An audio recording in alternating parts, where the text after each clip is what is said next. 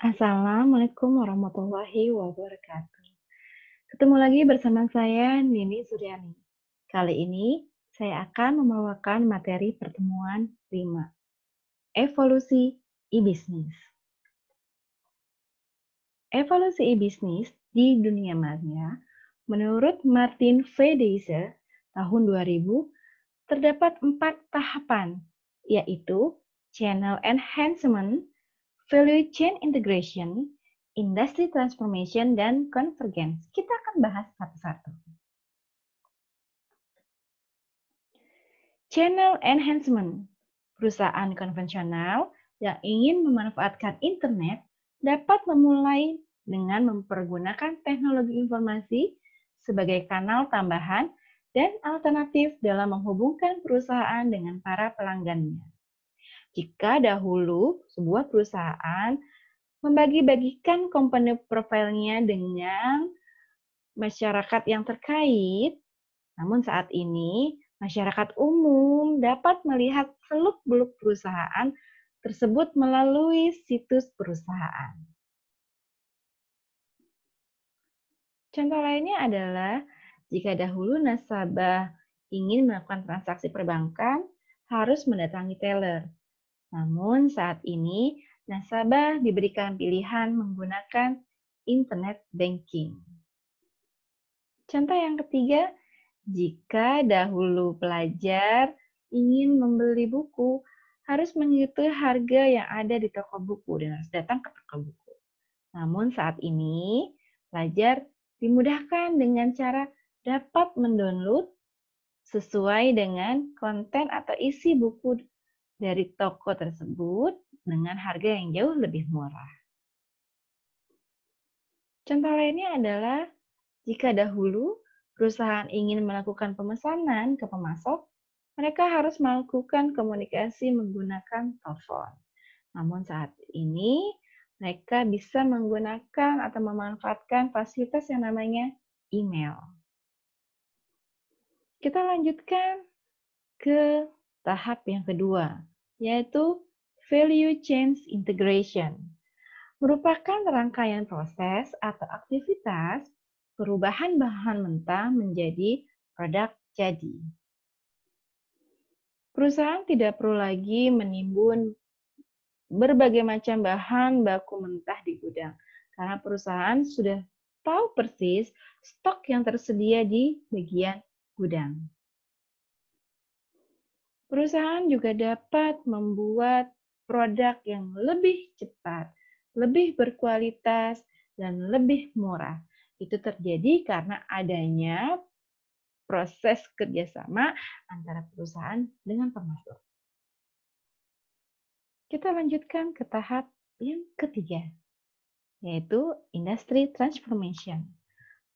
Transformasi industri terjadi sebagai hasil dari perusahaan yang telah menyadari benar kekuatannya dan dapat memanfaatkan peluang e-bisnis yang akan ditawarkan oleh internet dan dunia maya. Contohnya adalah perusahaan penerbitan buku-buku terkenal. Sebelumnya, perusahaan penerbitan akan melakukan semua pengolahan proses penerbitan dilakukan sendiri. Namun saat ini, proses tersebut bisa dilakukan atau dilimpahkan ke perusahaan lain yang dinamakan dengan outsourcing. Kita lanjutkan ke tahapan yang keempat, yaitu convergence. Adalah lebih dari satu industri terjadi karena dengan adanya internet, perusahaan dapat secara mudah berkolaborasi dan berkooperasi untuk menciptakan produk-produk baru yang tidak mungkin dapat diciptakan tanpa adanya kerjasama tersebut. Contohnya adalah konvergensi antara industri perbankan, kesehatan, dan teknologi informasi akan melahirkan yang namanya smart card, di mana smart card ini fungsinya tidak hanya untuk kartu kredit atau kartu debit, tapi juga bisa untuk menyimpan data riwayat kesehatan. Contoh yang lainnya adalah konvergensi antara industri robotika dan pertahanan, dapat menghasilkan suatu robot yang dapat menjinakkan bom. Selain itu juga bisa berfungsi sebagai mata-mata institusi tertentu negara lain. Berikutnya, kita lihat diagram relasi e-bisnis. Untuk memahami diagram relasi e-bisnis ini, kita akan melakukan pendekatan dari customer ke perusahaan. Kenapa kita menggunakan pendekatan dari customer ke perusahaan agar mengerti diagram relasi bisnis ini yang terdiri dari 4 aplikasi, yaitu Customer Relationship Management, Product Design Management, Enterprise Resource Planning, dan Supply Chain Management.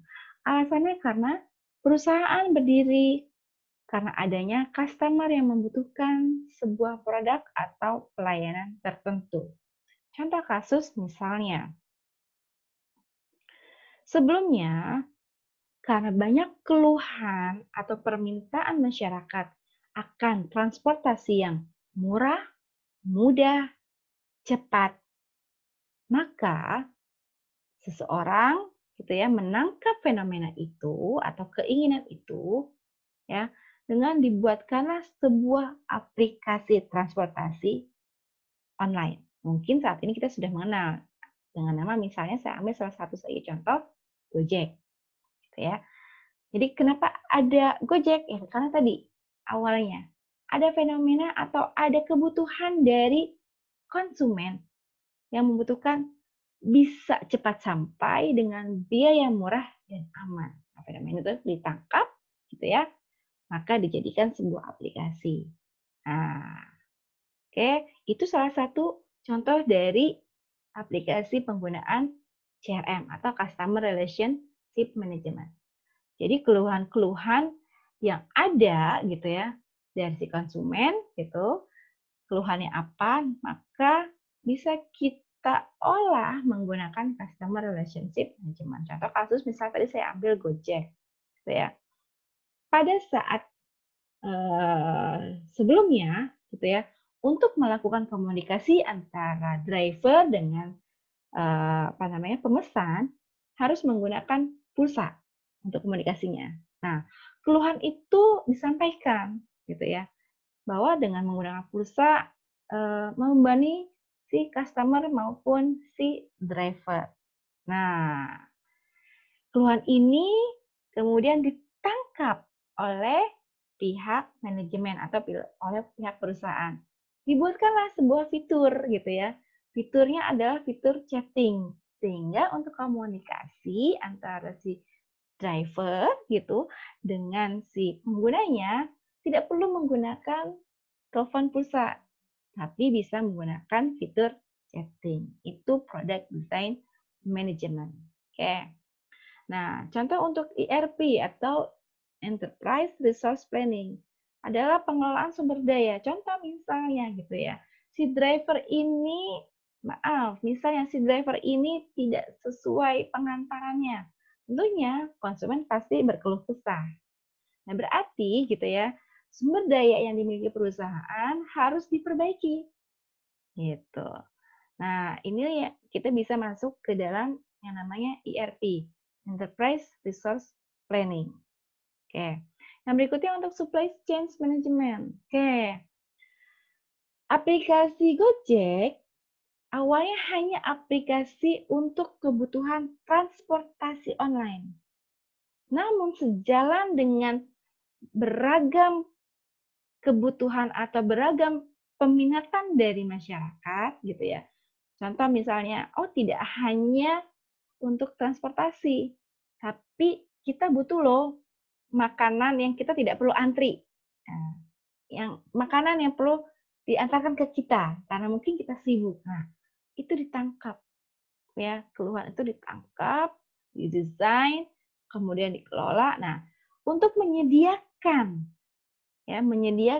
mitra-mitra itu gitu ya, menyediakan mitra-mitra sebagai pemasok atau sebagai mitra kerjasama antara si perusahaan transportasi online gitu ya untuk memenuhi kebutuhan dari konsumen yang menginginkan gitu ya pembelian makanan secara langsung tanpa harus antri atau tanpa harus datang ke toko makanan tersebut. Nah, itu namanya supply chain management. Jadi kerjasama antara perusahaan dengan pihak-pihak atau dengan mitra-mitra lainnya.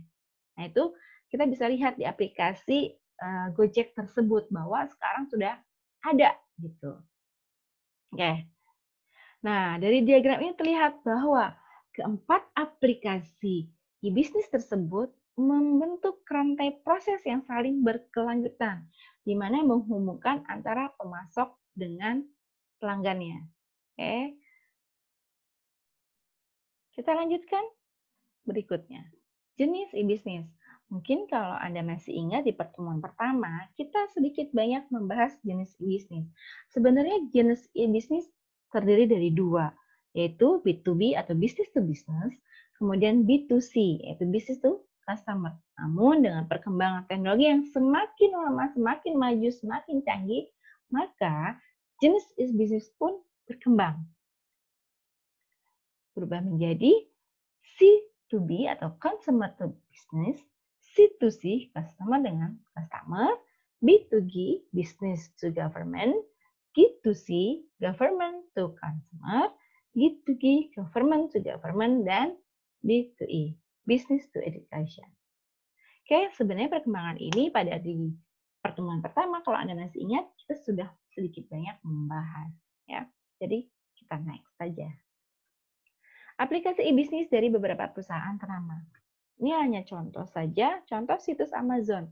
Pasarnya adalah B2C, business to consumer, perusahaan ke konsumen. Produknya apa saja dari Amazon? Buku, musik, video, mainan, banyak ya. Anda bisa lihat langsung ke amazon.com.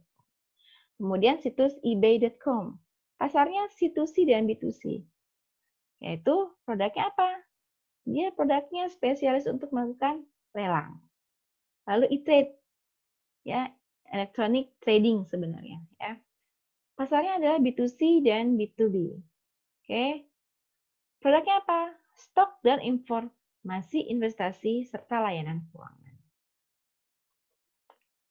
Oke, manfaat e-bisnis. Sebenarnya manfaat e-bisnis dibagi menjadi 4, yaitu manfaat bagi perusahaan, manfaat bagi konsumen, manfaat bagi masyarakat, manfaat bagi dunia akademis. Kita bahas satu persatu.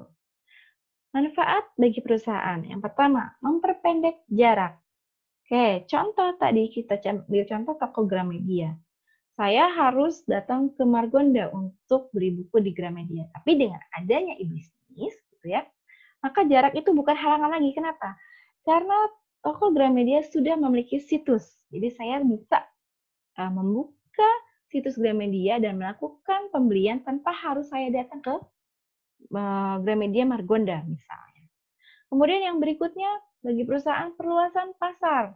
Oke, dengan adanya situs tentunya gitu ya, pasarnya akan semakin luas. Tidak hanya di Margonda, tapi bisa dijangkau di luar Margonda, di luar dari Pulau Jawa. Itu maksudnya. Ya, kenapa? Karena yang namanya sudah berbasis situs, sudah berbasis online, dengan manfaat e-bisnis ini, tentunya itu bisa diakses oleh siapapun. Gitu. Kemudian yang berikutnya adalah perluasan jaringan mitra kerja. Tentunya slogan dari toko Gramedia adalah toko buku. Tapi kalau Anda perhatikan atau Anda lihat, di dalam Gramedia tidak hanya buku, tapi ada tas, kemudian kalau tidak salah ada olahraga. Artinya Gramedia sendiri gitu ya menjalin kerjasama dengan perusahaan atau mitra yang bisa mensuplai produk yang berkaitan dengan buku. Contoh, toko Gramedia menjual buku kesehatan. Tentunya kan perlu alat kesehatannya. Kerjasama dengan perusahaan yang penyedia alat kesehatan. Ya, jadi jaringannya semakin luas. Kemudian yang berikutnya biaya terkendali. Jelas. Kenapa? Karena semua terekam. Ya. Biaya yang dikeluarkan, biaya operasional yang dikeluarkan, tahu persis. Gitu. Kemudian yang berikutnya efisien. Ya, dengan adanya e-bisnis tentunya akan lebih efisien dari segi operasional gitu ya, dari segi sumber daya. Oke. Kemudian yang berikutnya cash flow terjamin. Keuangan, oke, arus kas lebih terjamin. Jelas. Kenapa tadi? Karena tersimpan, terekam dengan baik. Jadi bisa melakukan yang namanya monitoring dan evaluasi. Apa yang terjadi bisa langsung kedeteksi sehingga bisa langsung diambil suatu tindakan. Oke.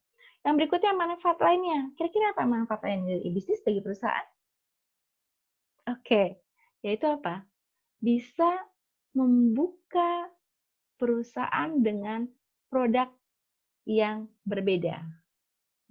Ya, contoh, Gramedia yang tadinya hanya toko buku saja, tapi dengan adanya e-bisnis gitu ya, Gramedia bisa menjadi suatu perusahaan penerbit buku.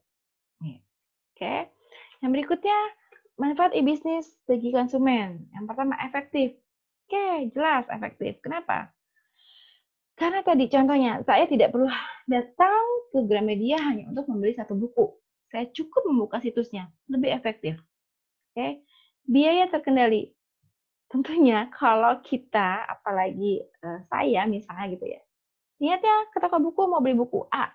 Tapi ketika kita datang, kita melihat begitu banyak produk gitu ya. Tentunya keinginan itu lebih dari sekedar beli buku. Tapi dengan adanya situs yang disediakan oleh Gramedia gitu ya, maka pengeluaran atau keinginan kita jauh bisa lebih terkendali gitu. Sehingga biaya yang kita keluarkan ya bisa terkendali. Oke? Yang berikutnya aman secara fisik jelas. Contoh misalnya, kita atau saya berpergian ke toko buku, tentunya ada resiko-resiko yang harus kita tanggung gitu ya. Tapi dengan adanya e-bisnis, situs Gramedia, kita bisa duduk manis di rumah, kita buka sambil nonton TV, sambil nyemil gitu ya. Kita lebih safety gitu. Kemudian lebih fleksibel, iya, lebih fleksibel di waktu jelas ya. Kenapa? Kita bisa membuka situs kapan saja kita butuhkan. Gitu. Ya, kapan saja kita butuhkan. Contoh, saya butuh cari buku malam ini karena besok atau 2 hari ke depan akan saya pakai. Gitu.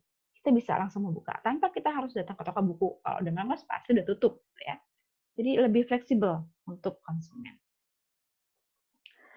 Lalu manfaat e-bisnis bagi masyarakat pada umumnya. Yang pertama, peluang kerja baru.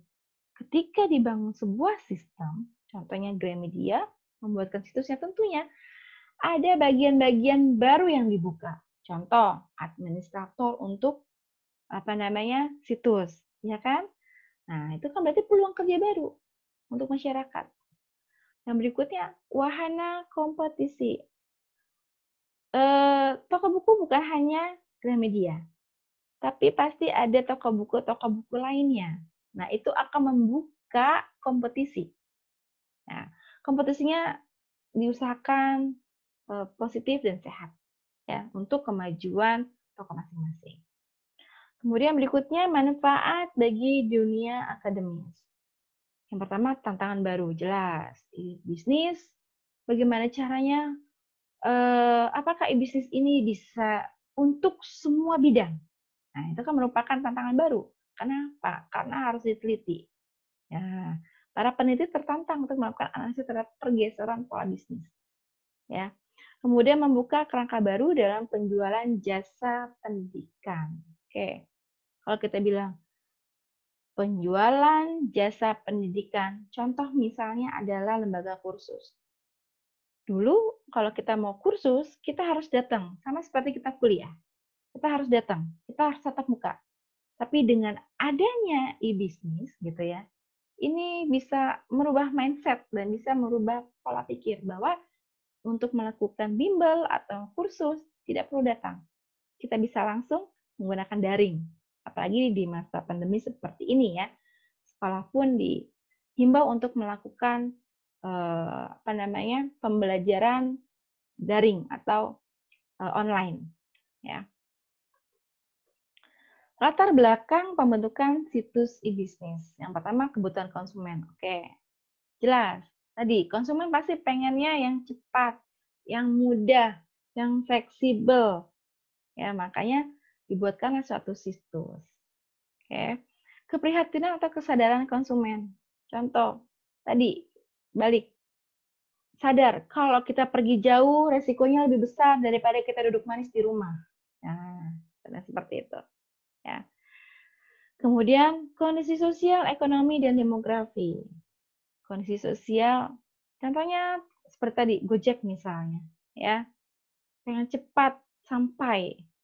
Oke. Kemudian ekonomi, cari yang lebih murah. Nah, misalnya ibu-ibu seperti saya, ya, mencari yang lebih murah. Kemudian demografi, demografi itu wilayah. Ya, contoh ya tadi Gramedia. Gramedia bisa, jadi Gramedia bisa diakses dimanapun. Selama dia terkoneksi dengan internet gitu ya, maka si pembeli bisa melakukan atau membuka atau mencari buku yang dibutuhkan kapanpun, dimanapun. Ya. Oke, hambatan e-bisnis di Indonesia. Yang pertama, belum terbentuknya high trust society, kepercayaan. Kenapa? Tentunya pada saat kita melakukan transaksi jual beli, kan kita tetap harus membayar.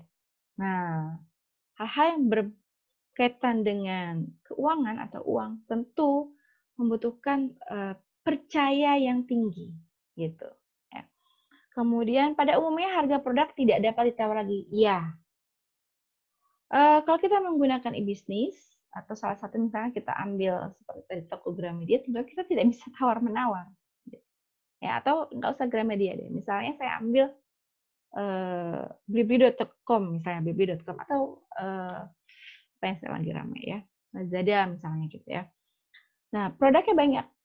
Tentunya kita tidak bisa melakukan tawar-menawar karena harga di sana sudah pasti.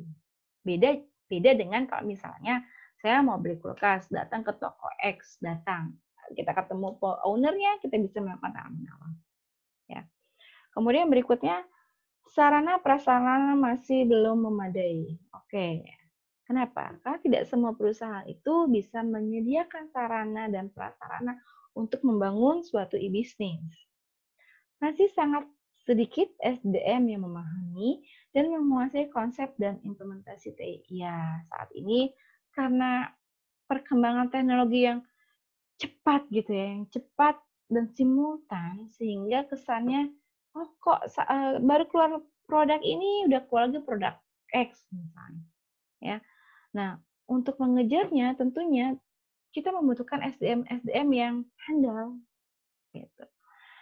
Kemudian jasa pos masih membutuhkan pembenahan dan peningkatan. Saat ini jasa pos maksudnya surat ya, pos surat ya jauh lebih baik dibandingkan 2-3 tahun yang lalu. Karena dengan adanya perkembangan teknologi tentu mereka pun juga mulai menggunakan dan memanfaatkan teknologi informasi sebagai pendukung dari berjalannya roda perusahaan. Ya. Adanya tindak kejahatan kartu kredit ini merupakan salah satu hambatan. Kenapa? Karena pembayaran online salah satunya menggunakan yang namanya kartu kredit atau CC. Nah, banyak sekali kejahatan yang ditimbulkan dari penyalahgunaan kartu kredit yang bisa merugikan secara pribadi, moral maupun material. Ya. Kemudian perbedaan platform. Oke, di bisnis dibangun tidak hanya di satu platform, tapi bisa dibangun di beberapa platform. Nah, ini menjadi hambatan. Kenapa? Karena tidak semua orang punya platform yang sama dengan si perusahaan. Contoh misalnya saya menggunakan platform X, tapi perusahaan membangun sistem bisnisnya menggunakan platform Z. Nah, kan nggak nyambung. Gitu. Sehingga pada saat mau mengakses, ada kendala-kendala yang dialami. Kemudian yang kedelapan, masih menunggu. Oke. Kebanyakan dari kita, gitu ya, tidak langsung melakukan action. Jadi kita melihat dulu, menunggu. Nah, harusnya kan setelah kita melihat, menunggu, langsung melakukan atau langsung mengambil suatu tindakan, ya. E-bisnis masih dipandang sebelah mata. Kalau kita lihat di kondisi saat ini sih sebenarnya sudah tidak terlalu ya. Kenapa? Karena secara, tidak langsung dengan adanya pandemi saat ini gitu ya, eee, pola pikir dan, pola pikir dan perilaku kita sudah mulai banyak mengarah ke e-bisnis. Oke, kenapa? Salah satunya tadi, adanya, kebijakan, SOP kesehatan karena adanya pandemi Covid. Mau tidak mau, terpaksa tidak terpaksa gitu ya, orang akan menggunakan yang namanya penjualan atau pembelian secara online. Kenapa? Karena sebagai proteksi diri salah satu dari SOP si Covid tadi. Kemudian konsumen yang aktif. Kenapa menjadi hambatan di e-bisnis konsumen yang aktif? Karena gini, contoh misalkan saya tidak hanya menggunakan satu platform, tapi saya menggunakan beberapa platform, sehingga saya bisa tahu kelebihan dan kekurangannya. Nah, artinya kalau saya sudah menemukan satu tempat yang menurut saya memberikan saya benefit yang lebih, saya tidak akan menggunakan tempat yang lain, sehingga tempat yang lain bisa mati, gitu. Ya, jadi usahanya bisa terhambat. Nah, oke. Kemudian yang berikutnya etika dan moralitas. Oke, etika dan moral. Tentunya di dalam melakukan e-bisnis ada etikanya, ada sisi moralnya, ya. Kenapa? Karena kan sebenarnya sistem itu diadapsi dari sistem konvensional. Contoh misalnya, bagaimana cara kita untuk melakukan jual beli dengan benar, bagaimana kita melakukan pembayaran dengan benar, ya, seperti itu. Kemudian langkah-langkah bisnis dengan sistem e-bisnis. Yang pertama, perusahaan mempublikasi halaman web tentang produk-produknya kepada masyarakat. Oke, jadi kalau kita mempunyai banyak produk, sebaiknya gitu ya, kita publikasikan semua produk kita yang kita punya, ya. Kenapa? Agar masyarakat tahu bahwa kita tidak hanya menjual satu produk atau dua produk. Kemudian yang berikutnya, calon pembeli dapat memilih produk dan mengisi formulir transaksi elektronik dengan mencantumkan nomor kartu kreditnya. Oke, sebenarnya yang kedua, tidak hanya menggunakan kartu kredit, tapi saat ini banyak sekali dompet-dompet digital yang sudah mulai bekerja sama dengan perusahaan-perusahaan sebagai alat bayar. Ya. Kemudian yang berikutnya, yang ketiga, setelah proses pembayaran selesai, barang akan dikirim melalui jasa pos atau jasa pengiriman barang lainnya. Ya, sudah pasti perusahaan akan bekerja sama dengan yang namanya perusahaan pengiriman, ya, atau dengan perusahaan delivery order. Transaksi e-bisnis. Oke, yang pertama ada pembelian produk. Oke. Yang kedua ada inisialisasi pembelian. Ketiga ada permintaan otoritas, lalu ada otoritas dan permintaan pelunasan. Yang terakhir baru pengiriman barang. Oke. Ini adalah siklus dari transaksi e-bisnis. Ya, jadi konsumen pasti akan mencari produk, akan memilih produknya. Setelah itu akan melakukan pembelian, masuk ke keranjang belanja, kemudian akan divalidasi. Apakah produknya itu yang akan dibeli, kemudian akan dilakukan pencocokan apakah produk itu ada di perusahaan atau tersedia. Gitu, ya. Nah, kalau memang sudah ada dan tersedia, dari kedua belah pihak sudah melakukan validasi dan otorisasi, maka langkah berikutnya adalah pembayaran, ya, yaitu permintaan pelunasan. Jadi konsumen diwajibkan untuk membayar. Kalau sudah membayar, maka baru barang akan dikirim. dikirimkan. Itulah siklus dari transaksi bisnis. Ditinjau dari alat pembayarannya, maka dapat dikelompokkan sebagai berikut. Yang pertama, sistem uang digital. Nah, ini yang tadi saya bilang. Saat ini banyak sekali dompet-dompet digital ya. Dan ini sedikit banyak membantu kita mengurangi penggunaan uang cash sebenarnya. Ya.